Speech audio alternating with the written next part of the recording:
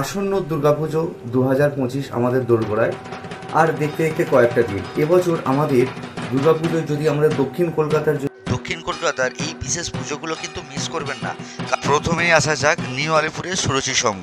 এখানকার দুর্গা প্রতিমা এবং মণ্ডপ প্রত্যেক বছর মানুষের নজর কাড়ে এবং বহু সেলিব্রিটি এখানে আসে এবং এখানকার অষ্টমী নবমীর রাত সত্যি অসাধারণ। যাক চেতলা অগ্রণী, এই চেতলা অগ্রণী ক্লাবের যে দুর্গাপুজো এটি খুবই বিখ্যাত এবং এখানকার প্রতিমা এবং প্যান্ডেলের জন্য বিখ্যাত, তাই এটা আপনারা অবশ্যই দেখবেন।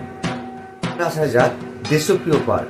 আপনারা অনেকেই শুনেছিলেন যে এই দেশপ্রিয় পার্কে অন্যতম সবচেয়ে বড় দুর্গা প্রতিমা এখানে আমাদের পূজিত হয়েছিল এবং এখানকার সবচেয়ে বৈশিষ্ট্য হল দেশপ্রিয় পার্কের সব পূজা মণ্ডপ এবং এখানকার আশেপাশের মধ্যে অন্যতম থিম, তার সাথে সবচেয়ে বড় এলাকা জুড়ে এই দেশপ্রিয় পার্কের পূজাটা করা হয় এবং এখানে শহর এবং শহরতলির বহু মানুষ এখানে ভিড় করে থাকে।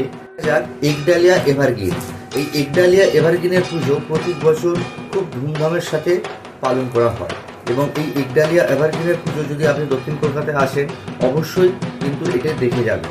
এবার আসা যাক হিন্দুস্তান পার্কের দুর্গাপুজো।